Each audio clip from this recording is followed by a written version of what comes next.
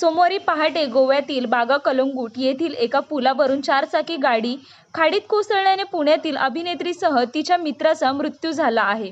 अपघात होऊन गाडी खाडीत कोसळल्यानंतर गाडी सेंट्रल लॉक झाल्याने संबंधित अभिनेत्रीचा आणि तिच्या मित्राच्या नाकातोंडात पाणी शिरून दुर्दैवी मृत्यू झाला आहे. संबंधित अभिनेत्रीने अलीकडेच एका हिंदी आणि मराठी चित्रपटाचे चित्रीकरण केले होते. अशातच हा अपघात घडल्याने हळहळ व्यक्त केली जात आहे. ईश्वरी देशपांडे आणि शुभम देडगे असं अपघात मृत्यू पावलेल्या दोघांची नावं आहेत. मृत शुभम आणि ईश्वरी बुधवारी पुण्यातून गोव्याला फिरायला गेले होते. दरम्यान सोमवारी पहाटे 5च्या सुमारास बागा येथील अरुंद रस्त्यावर चालकाचा गाडीवरील ताबा सुटल्याने गाडी सरळ खाडीत जाऊन कोसळली. अपघात झाल्यानंतर ईश्वरी आणि शुभम सेंट्रल लॉकमुळे दोघेही गाडीतच अडकले.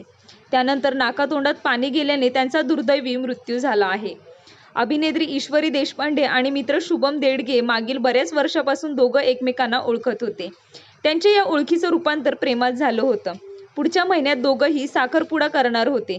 दरम्यान हा अपघात झाल्याने त्यांचा संसार सुरू होण्यापूर्वीच मोडला आहे.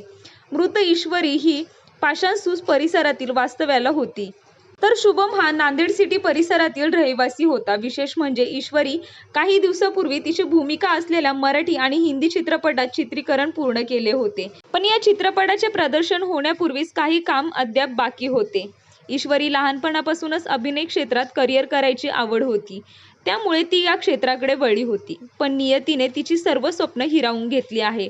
या घटनेनंतर पुणे परिसरात हळहळ व्यक्त केली जात आहे. ईश्वरी देशपांडे आणि शुभम देडगे यांना फिल्मी बॉक्स मराठीकडून भावपूर्ण श्रद्धांजली.